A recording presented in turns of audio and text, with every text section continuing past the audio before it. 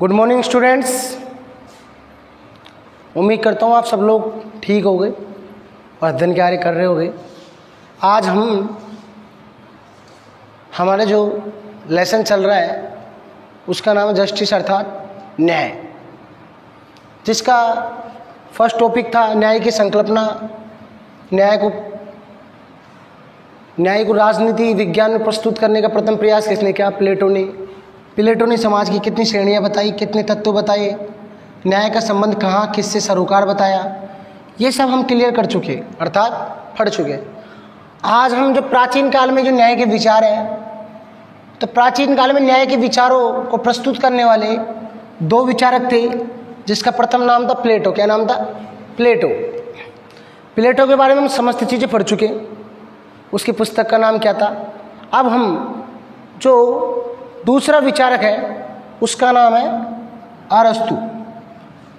तो अरस्तु के अगर बारे में बात की जाए, मैं इसका थोड़ा सा परिचय दूं तो एक लाइन हम लिख सकते हो, परीक्षा में कहीं पूछ लेते हैं कई बार।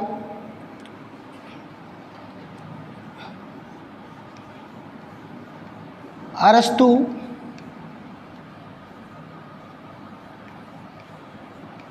प्लेटो का शिष्य था। किसका शिष्य था? प्लेटो का।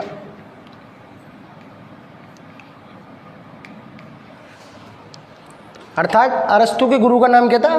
प्लेटो। अपने गुरु के न्याय सिद्धांत से प्रेरित होकर अरस्तु ने भी न्याय के बारे में अपने अवधारणा लिखी, कुछ परिवर्तन बताए, और जो प्लेटो का न्याय था वो नैतिक न्याय था। अरस्तु ने उसे कानूनी न्याय में बदल दिया। किस में बदल दिया? कानूनी न्याय में। अगर मैं आपको पहले ही बता देता हूँ, जो न्याय के प्रकार होते हैं, मुख्य रूप से जो प्रकार बताए गए हैं वो 5 प्रकार बताए गए हैं। कितने प्रकार? 5। सामाजिक न्याय,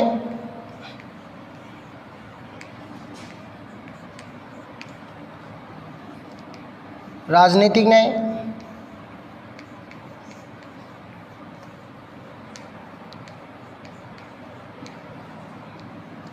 नैतिक न्याय,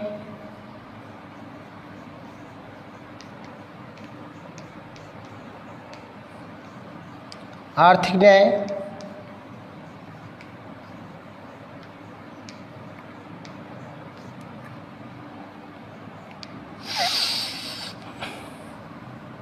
कानूनी न्याय।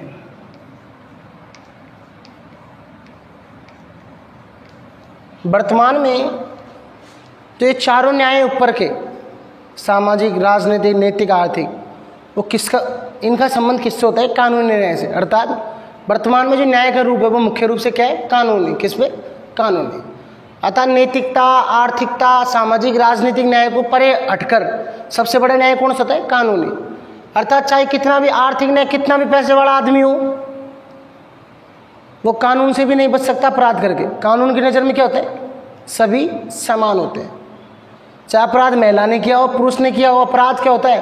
अपराध होता है। इसलिए वर्तमान में अगर न्याय की बात करूं तो मैं कौन से न्याय, जब सामान्य न्याय, कानूनी न्याय, कौन सा न्याय? जिसके लिए क्या होते हैं? न्यायालय होते हैं, पुलिस होती है। न्याय को यही तो आगे बढ़ाती है। अगर अपन कोई अपराध करते हैं, पुलिस गिरफ्तार करती है अपन को, और फिर किस में प्रस्तुत करती है? कोर्ट वगैरह न्यायालय में प्रस्तुत करती है। ये तो छोड़ो आप, ये तो बाद में भी मैं समझा दूंगा आपको।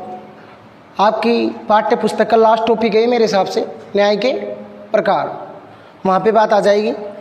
ये बात आ गई अरस्तु प्लेटो का क्या था? शिष्य था। प्लेटो ने तो क्या बताया था कि व्यक्ति को अपने निर्दिष्ट अनुसार कार्य करना, जो उसको निर्देश मिलता है, प्रकृति ने उसे जिस लायक बनाया है, और अपनी परिधि में रहकर कार्य करना, और किसी दूसरे कार्य में हस्तक्षेप न करना। क्या बताया? न्याय। लेकिन अरस्तु क्या बोलता है? मानवीय संबंधों का नियमन ही न्याय है।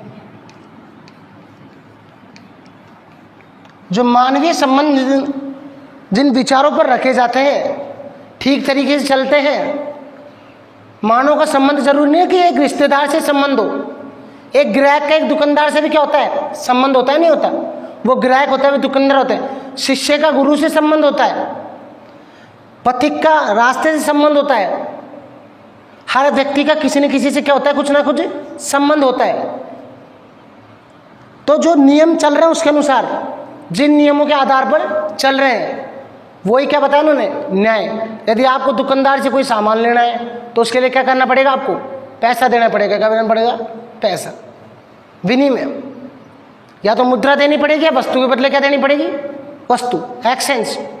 पढ़ा होगा ना आपने 10वीं क्लास में, 10th क्लास में एक ही बुक होगी आपके, जिसमें लास्ट वाले पार्ट थे इकोनॉमिक्स वाले, उनमें नहीं थे क्या, मुद्रा के प्रकार, वस्तु विनिमय और मुद्रा विनिमय। कि पहले तो क्या होता था, मुद्रा जब नहीं बनी थी तो क्या होता था, वस्तु के बदले वस्तु दी जाती थी। लेकिन अब वस्तु के बदले कहते हैं एक मुद्रा रूपी रूप बना दिया। उस मुद्रा से आप कोई सी वस्तु खरीद सकते हो। हर देश की अपनी एक क्या होती है, मुद्रा होती है। उससे कुछ क्या होता है, कुछ ना कुछ मूल्य होता है। तो अरस्तु ने क्या बताया, मानवीय संबंधों का नियमनी क्या है, न्याय। अगर आपसे पूछ लिया जाए कि अरस्तु ने न्याय की क्या परिभाषा दी, तो क्या दी, मानवीय संबंधों का नियमनी क्या है, न्याय। यहां तक बात समझ में आ गई। अगर मैं आगे चलता हूं, फिर इसने कहा, मिटा देता हूं मैं, लिख लिया होगा आपने, नहीं लिखा तो लिख लीजिए, 10 सेकंड का वक्त है आपके पास।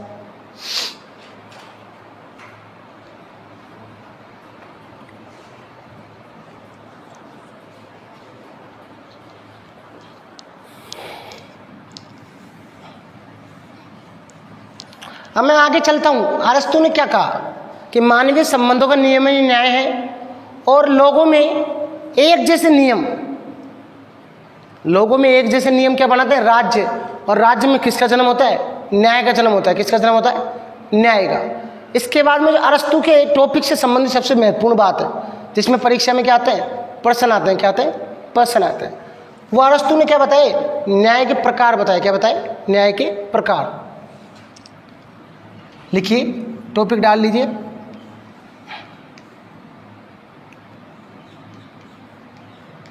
अरस्तु के अनुसार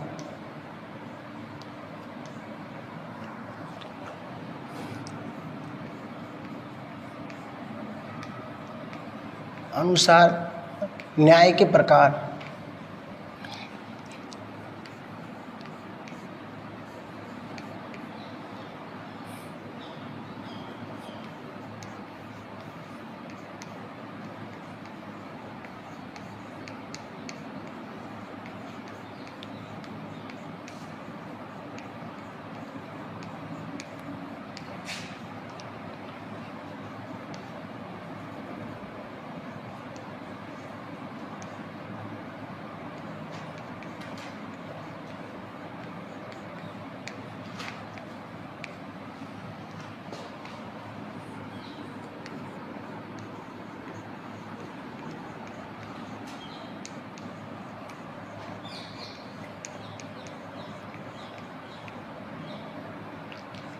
देखिए, अरस्तु के अनुसार न्याय के प्रकार।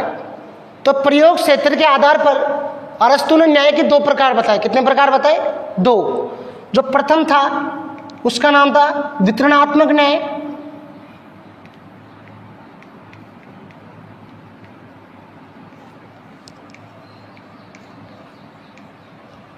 द्वितीय था उसका नाम था सुधारात्मक न्याय।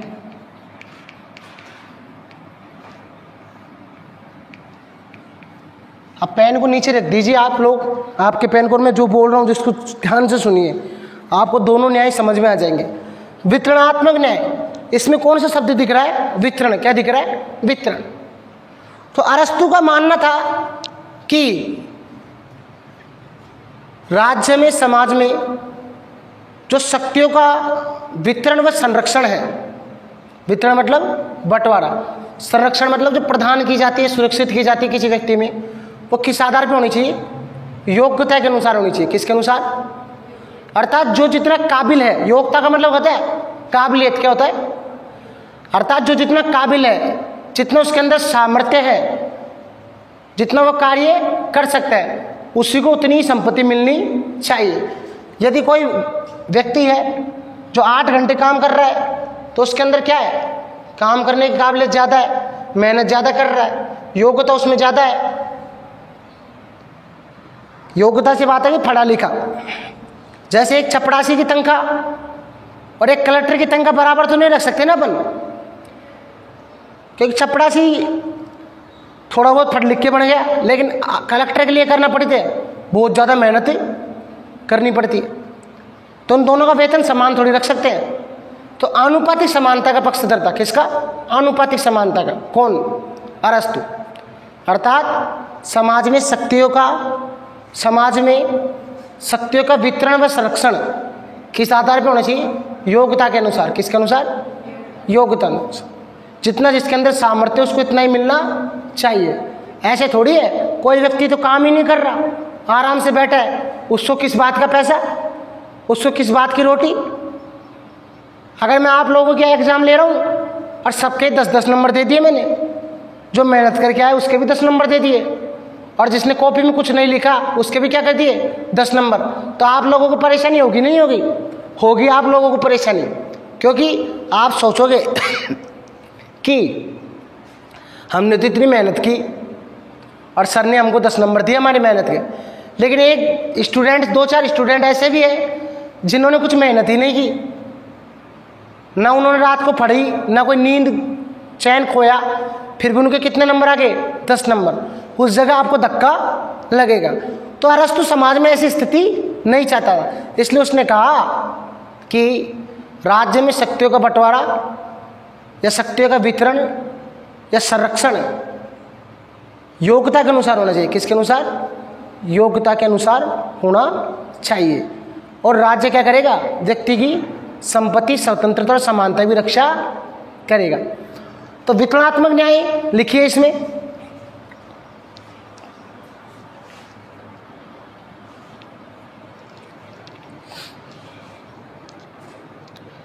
अरस्तु के अनुसार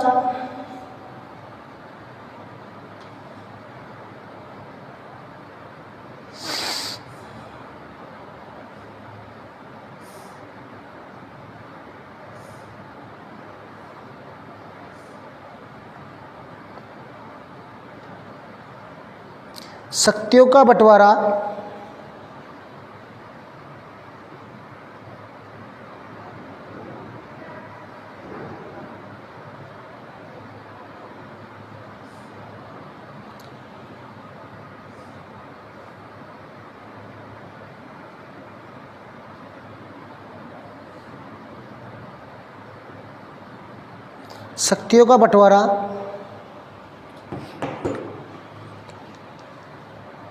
एवं संरक्षण अरस्तु के अनुसार शक्तियों का बंटवारा एवं संरक्षण व्यक्ति की योग्यता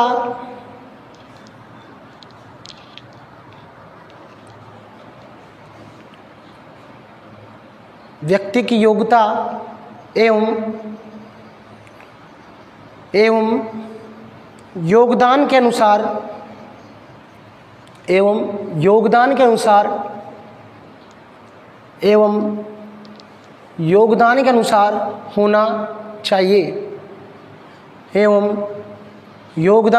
होना चाहिए। अरस्तु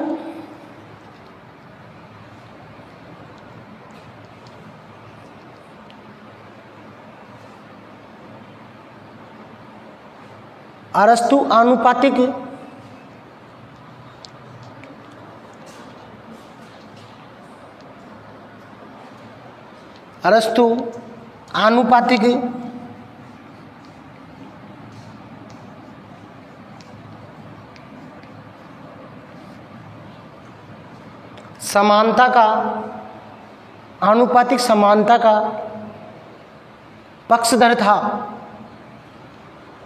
अरस्तु आनुपातिक समानता का पक्षधर था। उसका मानना था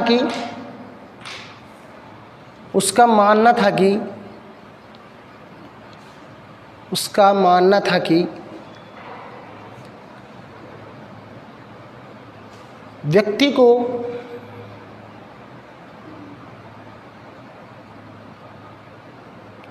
लाभ व उत्तरदायित्व, व्यक्ति को लाभ व उत्तरदायित्व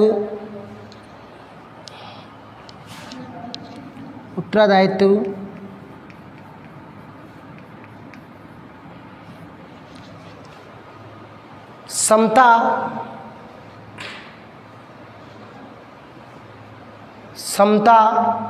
व सामर्थ्य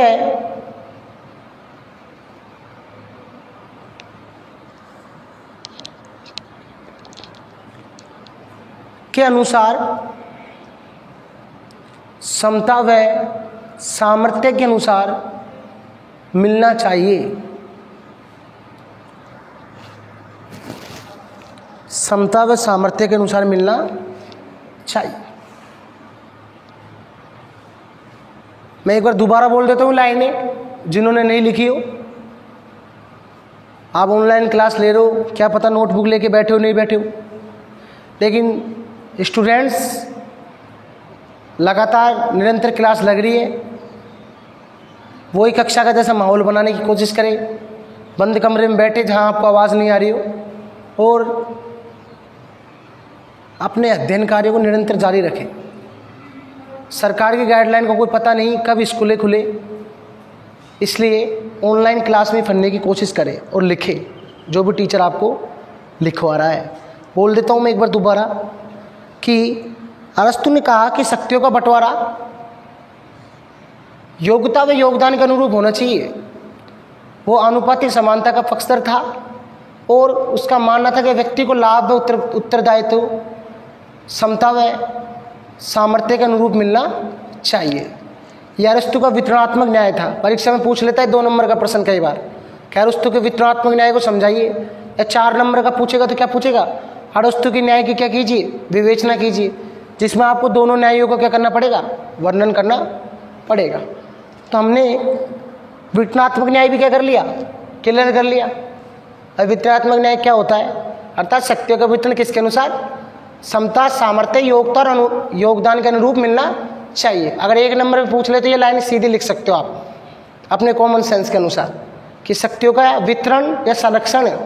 अरस्तु का मानना था कि शक्तियों का वितरण व संरक्षण योग्यता योगदान समता व सामर्थ्य के अनुसार होना चाहिए।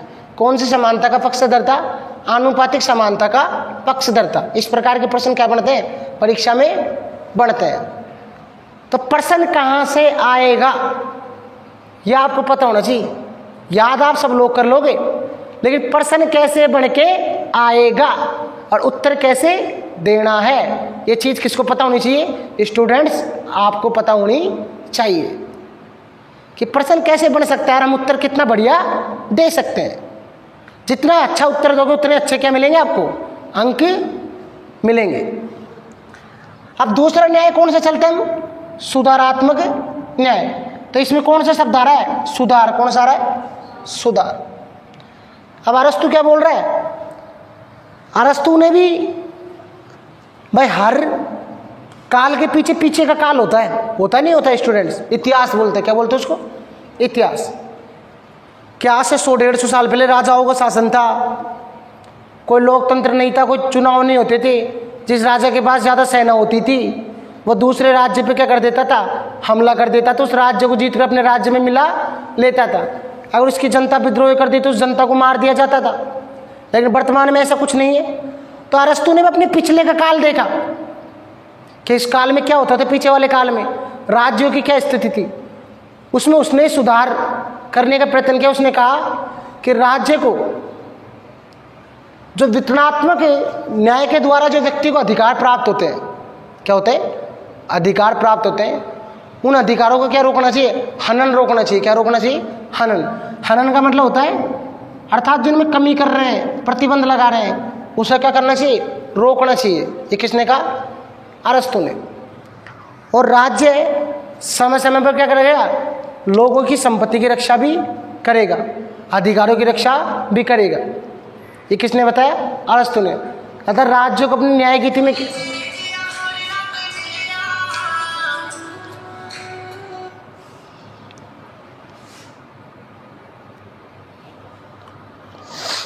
तो समय समय पर राज्य क्या करेगा, लोगों की संपत्ति, स्वतंत्रता और समानता में भी क्या नहीं होने देगा, कमी नहीं होने देगा।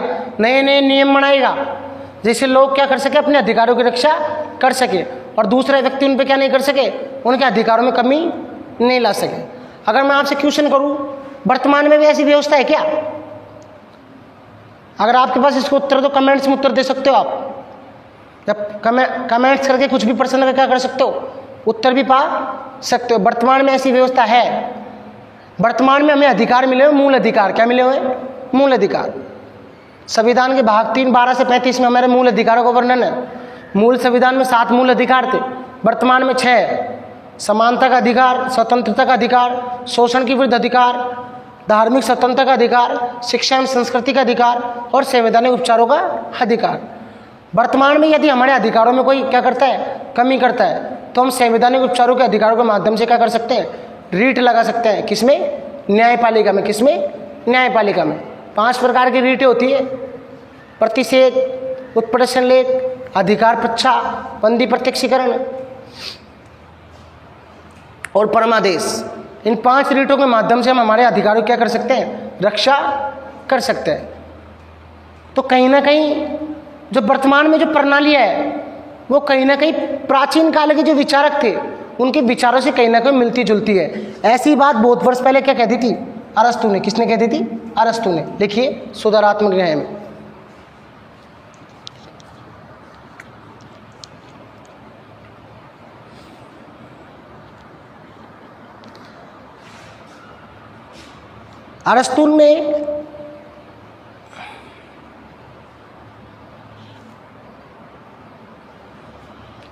अरस्तु ने अपने इस न्याय के प्रकार में बताया कि अरस्तु ने सुधारात्मक न्याय में बताया। ऐसे लिख लीजिए सीधा, अरस्तु ने सुधारात्मक न्याय में बताया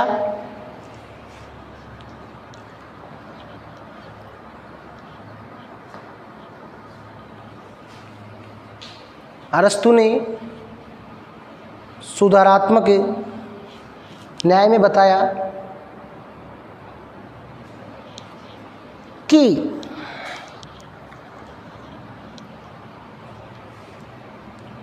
राज्य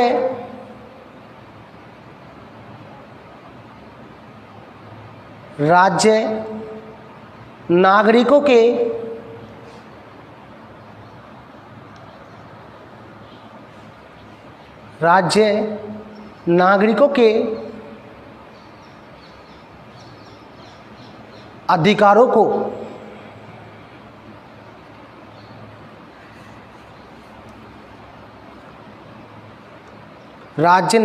के अधिकारों को अन्य व्यक्तियों के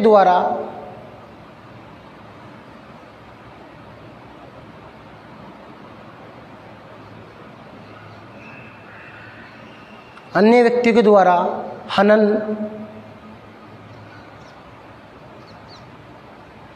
नहीं होने देगा।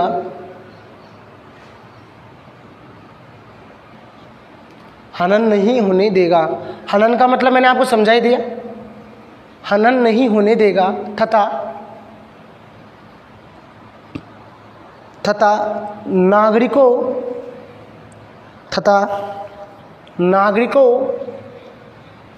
की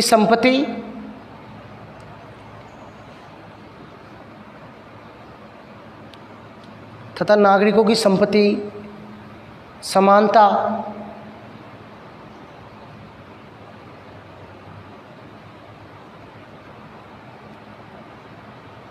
की सुरक्षा करेगा।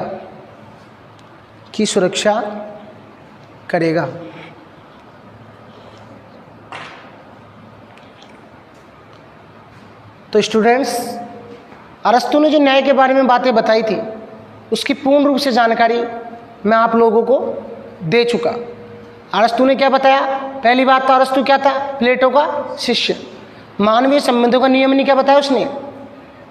न्याय। क्या बताया? न्याय। और प्रयोग क्षेत्र के आधार पर न्याय के कितने प्रकार बताए? कौन कौन से? वितरणात्मक न्याय और सुधारात्मक न्याय। वितरणात्मक न्याय में क्या होता है कि शक्तियों का वितरण एवं संरक्षण किस आधार पर होना चाहिए? योग्यता, योगदान, लाभ और सामर्थ्य के अनुसार। और सुधारात्मक न्याय में क्या बताया उसने कि वो लोगों की संपत्ति सुरक्षा, संपत्ति समांतर स्वतंत्रता की रक्षा करेगा तथा लोगों के अधिकारों को क्या नहीं होने देगा, हनन नहीं होने देगा, अर्थात उनकी क्या करेगा, वो रोकथाम करेगा। क्या करेगा, रोकथाम। तो अरस्तु का न्याय आप लोगों को समझ में आ गया होगा, उम्मीद करता हूँ। अगर आपको कोई चीज़ में डिफिकल्टी आ रही है, समस्या आ रही है, आप कमेंट्स में अपना क्या डाल सकते हो, क्वेश्चन डाल सकते हो।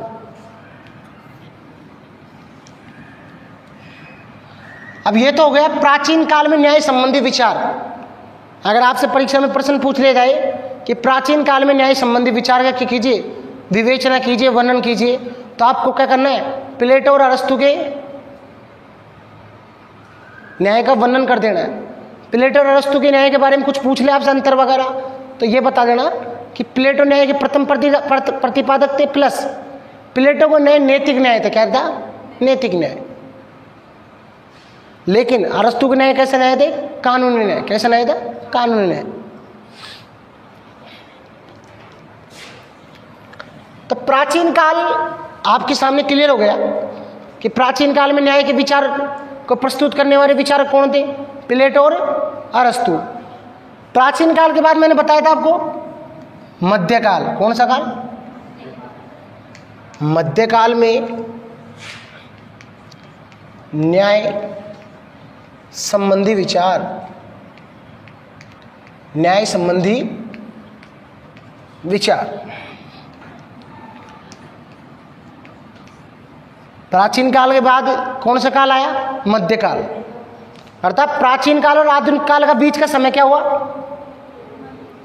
जहां से ईसा पूर्व की प्रथम शताब्दी मान लो, उससे पहले की मान लो, वो प्राचीन काल हो गए बहुत। लेकिन जो बीच का समय था, अगर दोनों के बीच का समय निकालूं, अगर 10 है, अगर 10 का बीच का अंक निकलेगा 5। कौन निकलेगा, 5। तो इस समय का जो भी समय था 5 से लेके 7 तक, वो क्या हो गया, मध्यकाल। क्या हो गया, मध्यकाल। तो मध्यकाल में न्याय संबंधी विचार। तो वैसे ही मध्यकाल में जो न्याय को प्रस्तुत करने वाले थे वो 2 लोग थे मुख्य रूप से, जिनका आपकी पाठ्य पुस्तक में वर्णन है। संत ऑगस्टाइन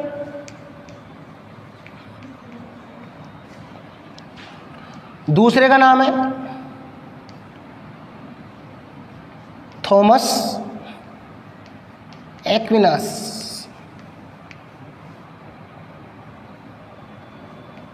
जैसे प्राचीन काल में दोनों प्रस्तुत किया था ना, 2 मुख्य विचारक थे, वैसे मध्यकाल में 2 थे। एक का नाम था संत ऑगस्टाइन। क्या नाम था, संत ऑगस्टाइन। और दूसरा नाम था थॉमस एक्विनास। अब देख लीजिए, मध्यकाल में जो उन्होंने न्याय राज्य का रूप बताया था, वो क्या बताया था, ईश्वरीय राज्य। कौन सा, ईश्वरीय। अर्थात राज्य का स्वरूप कैसे, ईश्वरीय। राज्य का निर्माण किसने किया, ईश्वर ने। तो राज्य के द्वारा जो शासक आपको जो भी आज्ञा देता है वो किसकी आज्ञा है, ईश्वर की।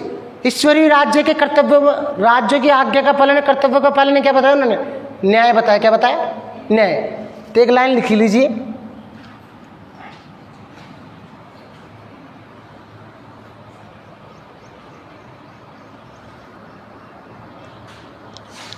मध्यकाल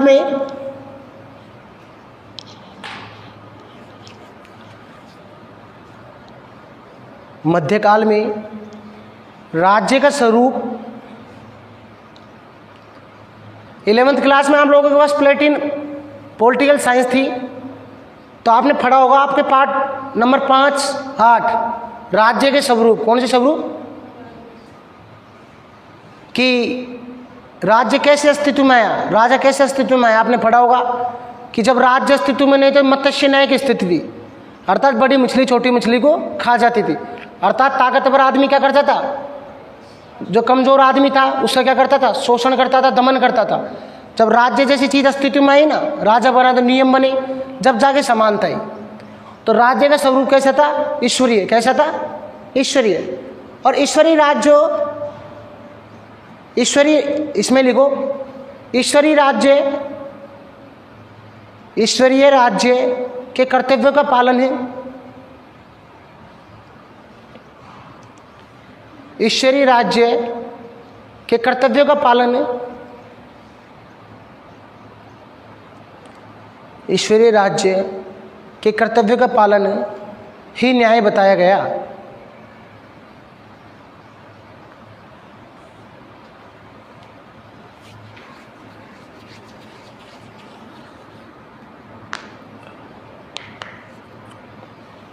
ईश्वरीय राज्य के कर्तव्य का पालन क्या बताया गया? न्याय।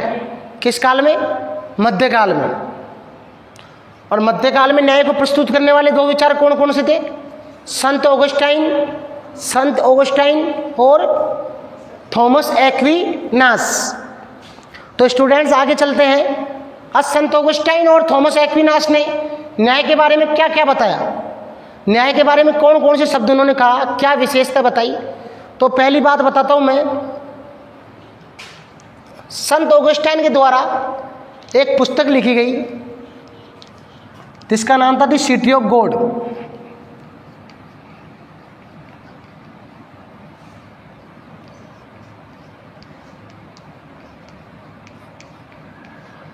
और संत ऑगस्टाइन ईश्वरीय राज्य को समर्थन करने वाले, मानने वाले विचारक थे। और इन्होंने कहा था, इन्होंने न्याय को राज्य के लिए महत्वपूर्ण और अपरिहार्य मतलब जरूरी तत्व माना। और संत ऑगस्टाइन ने कहा अपनी पुस्तक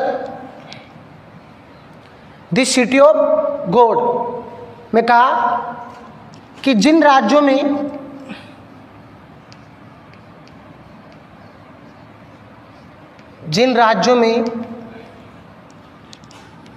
न्याय विद्यमान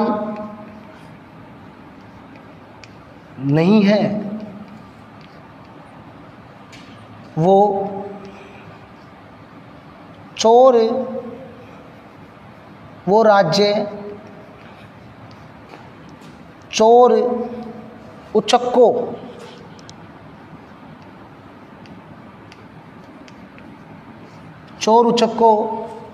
की खरीद फरोख्त है। देखिए, संत ऑगस्टाइन ने एक पुस्तक की रचना की जिसका नाम था the city of God.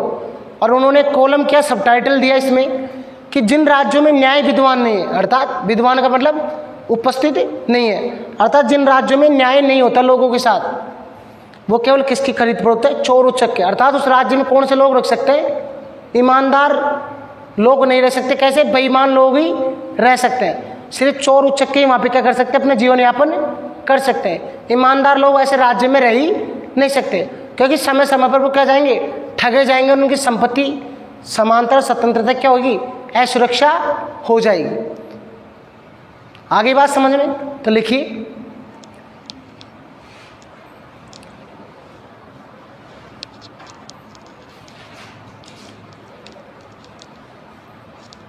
Line बना के, कॉलम बना के ऐसे लिखिए, द सिटी ऑफ गॉड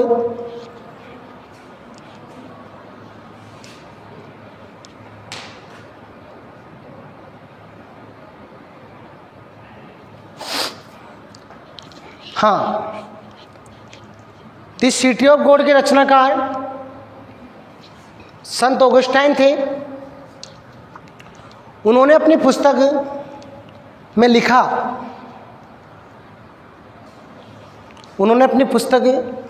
लिखा, जिन राज्यों में न्याय विद्वान नहीं है, सामने बोर्ड पे देख लीजिए स्टूडेंट्स, जिन राज्यों में न्याय विद्वान नहीं है वो राज्य चोर उचक्कों की खरीद फरोख्त है।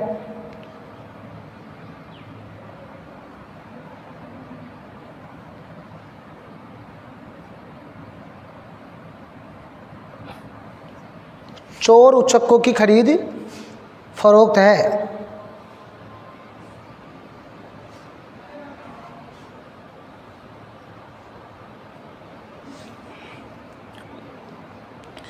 ये तो हो गई संत ऑगस्टाइन की बात। किसकी बात हो गई? संत ऑगस्टाइन। भाई संत ऑगस्टाइन से आपसे पूछ लिया जाए, 2 प्रश्न पूछेगा वो। कितने प्रश्न पूछेगा? 2।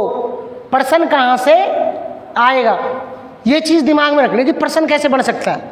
वो साथ के साथ पहला प्रश्न पूछेगा आपसे कि मध्यकाल में न्याय को प्रस्तुत करने वाले 2 विचारकों के नाम लिखिए। भाई आपका अगर पेपर की बात करूं मैं 1 से 10 तक क्या आते हैं, 1 नंबर के क्वेश्चन आते हैं। कितने नंबर के आते हैं? और ये 1 नंबर के क्वेश्चन ही क्या करेंगे, आपको परेशान करेंगे, क्योंकि आपको क्या देना पड़ेगा, इसका सटीक उत्तर। क्या देना पड़ेगा? सटीक उत्तर। भारतीय संविधान में कितने अनुच्छेद है, संसद का वर्णन कौन से अनुच्छेद में है, राज्यसभा किसमें है, लोकसभा किसमें है, शक्ति की परिभाषा दीजिए, सत्ता की परिभाषा दीजिए, शक्ति के प्रकार बताइए। कैसे भी 1 नंबर का क्वेश्चन बन सकता है, इसका आपको देना पड़ेगा सटीक उत्तर। तो सटीक उत्तर देना है तो साथ के साथ टॉपिक क्लियर करते जाइए कि प्रश्न कहां से आएगा और प्रश्न कैसे बढ़ेगा। तो मध्यकाल में क्या कर दिया, 2 विचारक आ गए, कौन कौन से, संत ऑगस्टाइन और थॉमस एक्विनास। पहला प्रश्न, दिस सिटी ऑफ गॉड पुस्तक के रचनाकार कौन है? संत ऑगस्टाइन की पुस्तक का नाम क्या है? अगर ऐसे आता है जिन राज्यों में न्याय विद्वान नहीं है वो राज्य चोरों चक्कर की खरीद फरोख्त है, ये कथन किसका है? संत।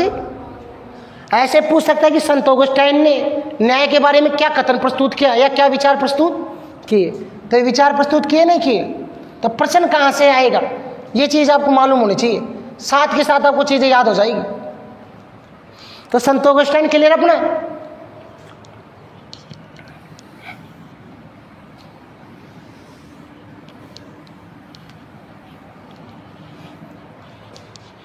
अब दूसरा जो विचारक है थॉमस एक्विनास, देखिए इसने भी कुछ ना कुछ तो कहा है न्याय के बारे में, तो इसकी सीधी बात लिख लीजिए आप। ऐसे कैसे लिखिए, थॉमस एक्विनास ने समानता को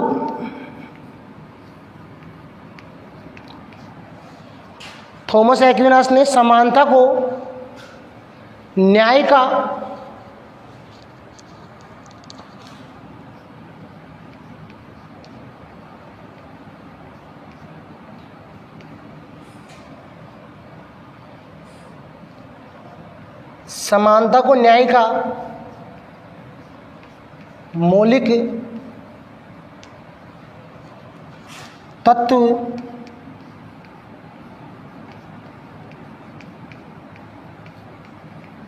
समानता को न्याय का मौलिक तत्व माना है। अर्थात जो थॉमस एक्विनास है उसने बताया कि समाज में अगर समानता होगी, किसी के साथ भेदभाव नहीं होगा, स्वतंत्रता पूर्ण रूप से मिलेगी, तो न्याय की क्या होगी, विद्यमानता होगी। क्या होगी? विद्यमानता। न्याय उपस्थित रहेगा। इसलिए मूल तत्व क्या माना? समानता। तो पहला क्वेश्चन यही बढ़ गया कि समानता को न्याय का मौलिक तत्व किसने माना? थॉमस एक्विनास ने। किसमें? मध्यकाल में। किसमें? मध्यकाल में। इसके बाद में लिखिए आगे, थॉमस एक्विनास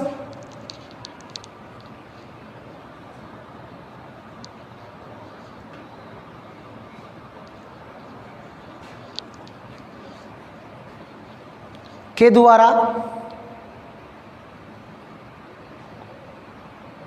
न्याय की परिभाषा दी गई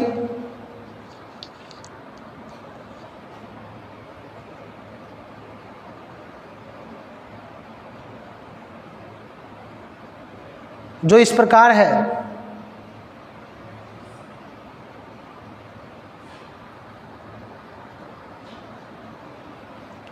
जो इस प्रकार है, लिखिए इसमें न्याय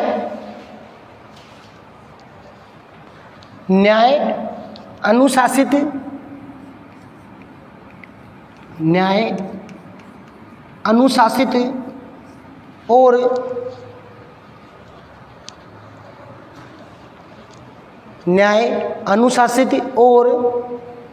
सुव्यवस्थित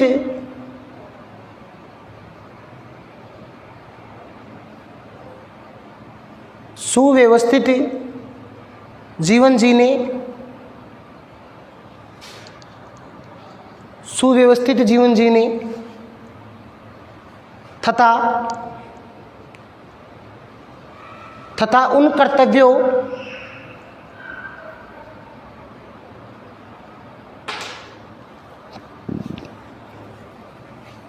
का पालन करने से है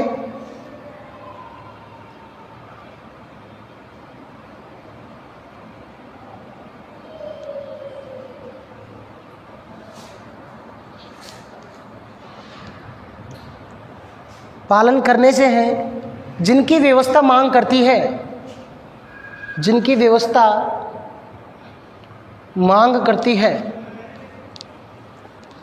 जिनकी व्यवस्था मांग करती है। एक न्याय की सुव्यवस्थित परिभाषा दी है किसने? थॉमस एक्विनास ने। उन्होंने बताया कि राज्य के द्वारा क्या मिलना चाहिए? व्यक्ति को एक अनुशासित जीवन, अर्थात उसको कोई परेशान नहीं करके सुव्यवस्थित जीवन, व्यवस्थापूर्ण जीवन, समय समय पर जो भी राज्य के द्वारा जो सुविधाएं मिलती है उसे मिलती रहे, उसके साथ भेदभाव न हो। लेकिन व्यक्ति का भी क्या, उसमें जो व्यवस्था बनी हुई है राज्य में, समय पे सफाई करे, बिल जमा कराए, टैक्स भरे, जो भी होता होगा उस समय, उसका भी क्या करना है, उसे उन कर्तव्यों का भी पालन करना है। तो वहाँ क्या होगा? न्याय। क्या होगा? न्याय। तो ये परिभाषा अगर आपसे परीक्षा में पूछ सकता है अलग से कि थॉमस एक्विनास के द्वारा दी गई न्याय की परिभाषा दीजिए। तो इसी के साथ आज हमने 2 काल पूरे कर लिए। कितने काल पूरे कर लिए? 2, प्राचीन काल और मध्यकाल। अब हमारे सामने जो अगला टॉपिक होगा, नेक्स्ट टॉपिक होगा, वो क्या होगा? आधुनिक काल में। किसमें? आधुनिक काल में न्याय संबंधी विचार। तो नेक्स्ट टॉपिक डाल लीजिए आप, जिसके बारे में हम कल चर्चा करेंगे नेक्स्ट क्लास में। और अब तक जो मैं आपको लिखवा चुका, आपको कितने मैंने क्वेश्चन बताए, वो आपको खुद को तैयार करने, उन क्वेश्चनों को, वो क्वेश्चनों आपको खुद को तैयार करने कि मैंने कितने प्रश्न बता दिए। और जो भी आपको उत्तर नहीं आ रहा है, प्रश्न पूछना चाहते हो, तो कमेंट्स में डालकर क्या पूछ सकते हो? आप प्रश्न पूछ सकते हो। Okay, bye.